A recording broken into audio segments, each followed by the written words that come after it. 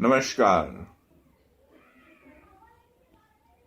माता सरस्वती को प्रणाम करते हुए आज की बात शुरू करता हूं। आज का विषय बच्चों से संबंधित है। विषय है आयु के अनुसार बच्चों द्वारा भाषा ग्रहण। इस वीडियो में जो जानकारी है, जो लेख है, एक तरह से लेख का वीडियोकरण है, वो लेख मूलतः डॉक्टर नीलोत्पला गांधी, जो कि गुजरात यूनिवर्सिटी में भाषा विज्ञान की अध्यक्ष हैं, उनकी है।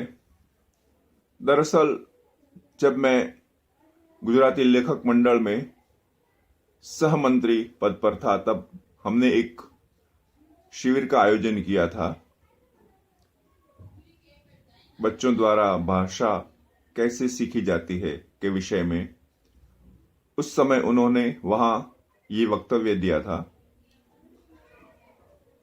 उसी जानकारी को, उसी वक्तव्य को मैं यहां वीडियो के रूप में पेश कर रहा हूं। तो पेश है बच्चों द्वारा भाषा ग्रहण।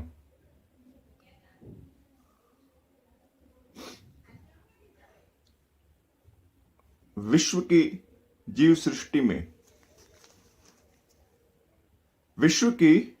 सृष्टि में एकमात्र मानव ही ऐसा प्राणी है जिसे ईश्वर ने भाषा दी है।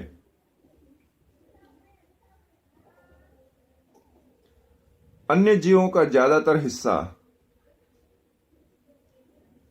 उनके जीवन का ज्यादातर हिस्सा भोजन को खोजने में, भोजन को प्राप्त करने में ही बीतता है, जबकि मानव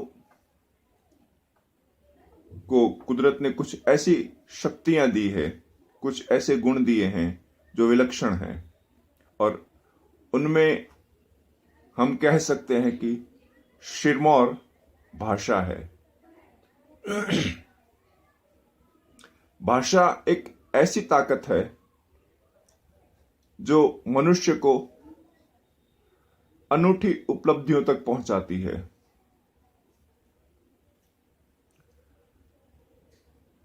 जब हम गौर करते हैं तब हमें यह बात पता चलती है कि वाणी ईश्वर द्वारा दिया गया एक वरदान है, एक अनूठा वरदान है, एक ऐसा वरदान है जिसकी कोई तुलना नहीं की जा सकती। वाक शक्ति एक ऐसा वरदान है जिसे कुदरत ने अन्य प्राणियों को नहीं दिया है। और ये भाषा इंसान सीख कर नहीं आता। धरती पर जन्म लेने के बाद क्रमशः सीखता है। मानव शिशु भाषा कैसे प्राप्त करता है, इसके बारे में कई मान्यताएं हैं।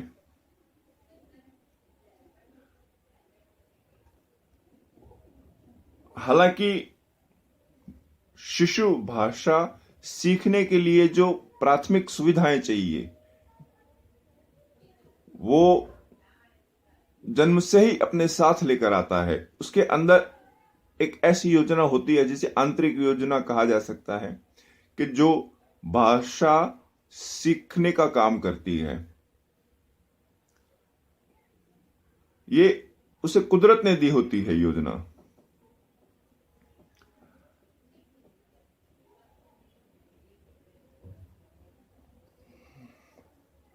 चॉम्स्की नामक एक भाषा विज्ञानी ने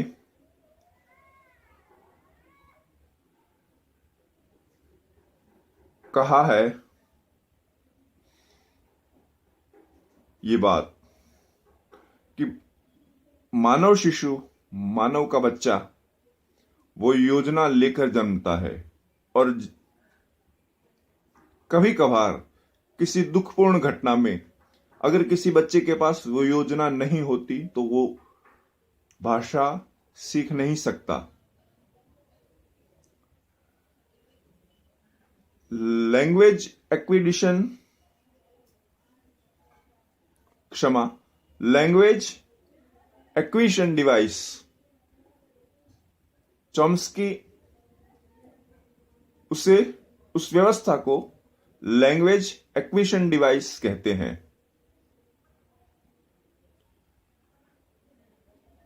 उस व्यवस्था के कारण, उस आंतरिक ज्ञान के कारण हम उसे हमारी संस्कृति के अनुसार आंतरिक ज्ञान कहेंगे। उस ज्ञान के कारण मानव शिशु भाषा को ग्रहण करता है, उसे पहचानता है, फिर बोलना सीखता है। यानी भाषा एक ऐसी योजना है जो पहले वो सुनता है, फिर उसे समझता है और फिर बोलना सीखता है। गौर कीजिए, मैं भाषा की बात कर रहा हूं, वाणी की नहीं। भाषा, वाणी तो उसे शुरू से भी ही मिलती है और शुरू से उसके पास होती है। वो रोता भी है, आवाजें भी करता है, वो वाणी ही है, लेकिन भाषा नहीं। भाषा वो सीखता है, सुनता है, फिर बोलना सीखता है। ये क्रम कैसे चलता है? ये पूरा जो सीखने का क्रम है, ये कैसे चलता है, आज हम इसी क्रम पर गौर करने का प्रयास करेंगे।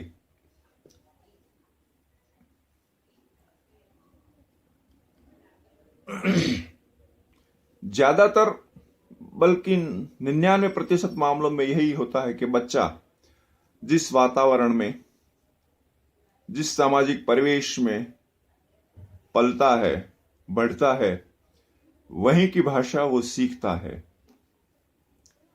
जन्म से कुछ समय तक, आयु के कुछ वर्षों तक वो जिस वातावरण में रहता है, उसी भाषा को वो अपनाता है।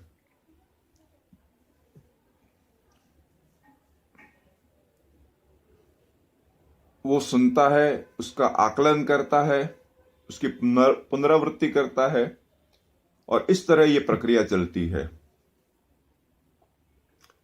स्टीवन पिकर नाम के एक अन्य अमेरिकन मनोवैज्ञानिक भाषा को एक प्रवृत्ति मानते हैं।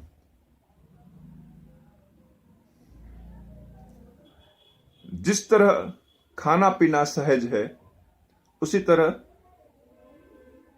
भाषा भी सहज है, ये उनकी राय है।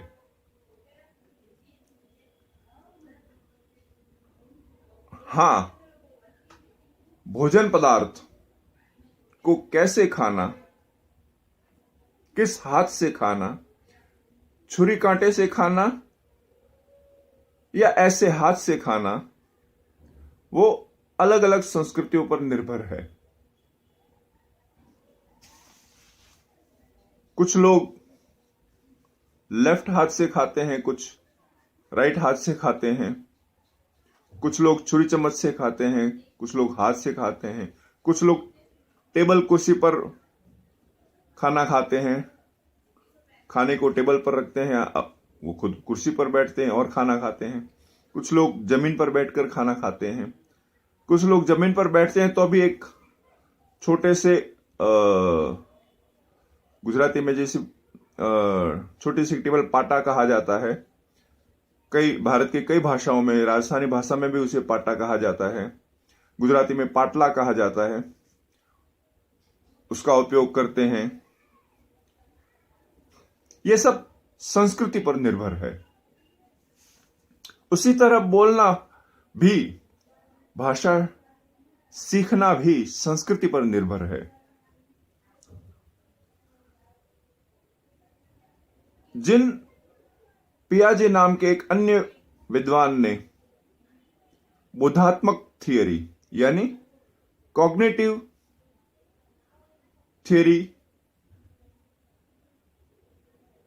का विकास को माना है। वे उस थियोरी में विश्वास करते हैं। वे मानते हैं कि भाषा का विकास बौद्धिक विकास के साथ संलग्न है। अगर विभावनी संरचना का बोध हो तो भाषा अवश्य प्राप्त होती है, और तो ही शक्य होती है।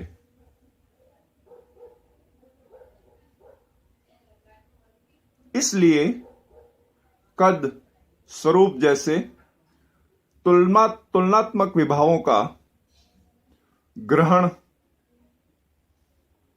और भाषा की संरचना ये एक दूसरे के साथ चलते हैं या एक दूसरे का सहयोग भी करते हैं। अन्य एक मत के अनुसार बच्चा भाषा के संपर्क में जितनी ज्यादा बार आता है उतनी ही जल्दी उसे भाषा प्राप्त होती है। यानी बच्चा जितनी जल्दी और जितनी ज्यादा बार भाषा के संपर्क में आता है, भाषा उसे उतनी ही जल्दी, उतनी ही सरलता से प्राप्त होती है।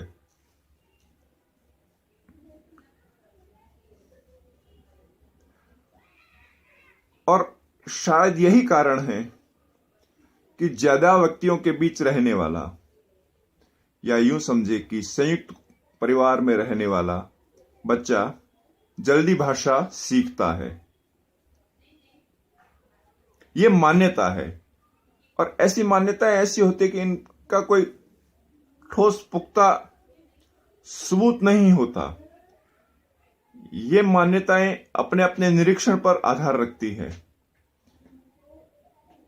व्यक्ति जो देखता है, जिसका निरीक्षण करता है, उस पर आधार रखती है। ऐसा भी देखा गया है तो कि बच्चे के साथ सरल भाषा में संपर्क किया जाए तो वो तेजी से सीखता है और भाषा सीखने के प्रति उत्सुक भी जल्दी होता है, और भाषा के प्रति सतर्क भी ज्यादा होता है। भाषा सीखने के प्रति उसका रुख भी सकारात्मक रहता है, ऐसा भी देखा गया है। बच्चा भाषा को प्राप्त करने से पहले, यानी सीखने से पहले, बोलने से पहले, बोलने की प्रक्रिया बाद में आती है, पहले वो सीखता है, शब्दों को सीखता है, देखता है, सुनता है, तो उसके बाद वो बोलता है। एक प्रक्रिया, पूरी प्रक्रिया होती है। तो बच्चा भाषा को प्राप्त करने से पहले भाषा विकास के कई दौर से गुजरता है। जन्म के तुरंत बाद आप में से कई लोगों ने ये गौर किया होगा कि जन्म के तुरंत बाद बच्चा जब सोया होता है तब आसपास की ध्वनियों पर उसका ध्यान इधर उधर जाता है। एक समय के बाद ये होता है, वो ध्वनियों पर गौर करता है। विभिन्न तरह की ध्वनियां उसके कानों में पड़ती है और उस बच्चे द्वारा दी गई प्रतिक्रिया ये बताती है कि हां, वो ध्वनियों को सुन रहा है।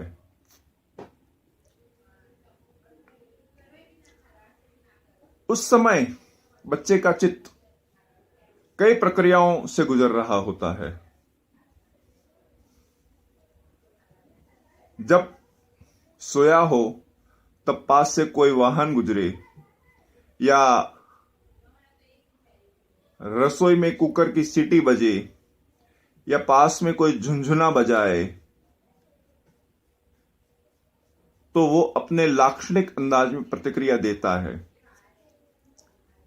और जब वो प्रतिक्रिया देता है तब उसके परिवार वाले को इस बात का संकेत भी मिलता है कि हां, इसकी श्रवणेंद्रिय कार्य कर रही है। मुझे यहां एक फिल्म का दृश्य याद आ रहा है। वो फिल्म शायद कोशिश है, जिसमें संजीव कुमार और जया भादुरी हैं। वो दोनों न बोल सकते हैं पति पत्नी, न सुन सकते हैं, और उनके घर बच्चा होता है। तब उनकी जो प्रतिक्रिया है वो हम दृश्य देखें तो ही अच्छी तरह समझ सकते हैं। हमारे घर में भी जब बच्चा छोटा होता है, हम उसके पास झुनझुना बजाकर हम भी ये चेक करते हैं कि हां, बच्चा सही सुन रहा है। और बच्चा भी झुनझुने की आवाज सुनकर प्रतिक्रिया देकर, कभी आंखें खोलकर, कभी कुनमुनाकर वापस एक तरह से जवाब देता है कि हां, मैं सुन रहा हूं। यह एक अदृश्य रूप से रचा गया संवाद होता है।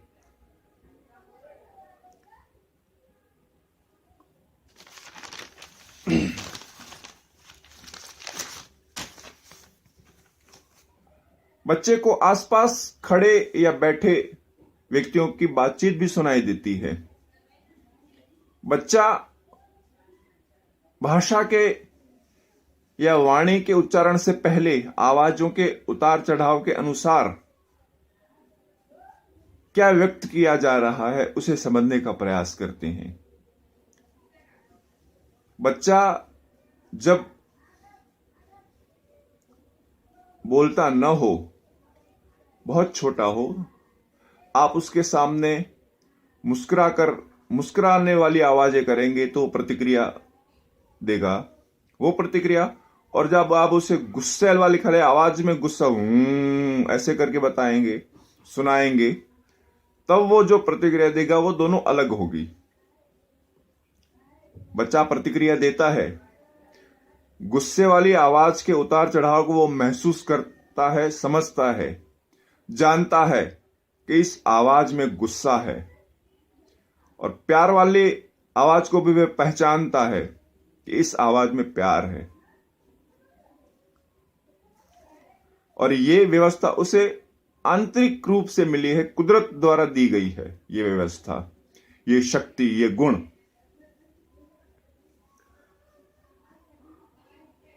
और प्यार की आवाज का, प्यार की ध्वनि का प्रतिसाद देना उसे अच्छा भी लगता है। इसीलिए अक्सर हम बच्चे के साथ बच्चे हो जाते हैं। जब उसे खिलाते हैं तो अले ले ले ले ले ले अले ले ले मेला मुन्ना, मेला ला जा बेटा, मेली लानी बिटिया, ऐसे बात करते हैं, क्योंकि वो उस उतार चढ़ाव को समझता है। हमारी वाणी में जो उतार चढ़ाव होता है, जो बच्चा होता है, हमारी वाणी में जो बच्चा होता है, वो उस बच्चे से अपनापन महसूस करता है। समझे आप? वो वाणी उसे अपने जैसी लगती है, उस अपनेपन को महसूस करता है और प्रतिक्रिया देता है। और जैसे मैंने कहा कि अगर हम डरावनी आवाज में उसके सामने आवाज करते हैं कि अगर ऐसे आवाज करते हैं तो वो डरता है, वो आवाज के उतार चढ़ाव पहचानता है। और ये ध्वनियों का फर्क आगे जाकर भाषा के सीखने में बहुत सहायक होता है। ये ध्वनियों की पहचान उसे भाषा सीखने में बहुत मदद करती है। तो मित्रों, आज हमने बच्चे द्वारा भाषा कैसे ग्रहण की जाती है के बारे में थोड़ा सा जाना। बाकी हम अगले प्रकरण में जानेंगे, अगले वीडियो में जानेंगे। आप सबको प्रणाम करता हूं। धन्यवाद।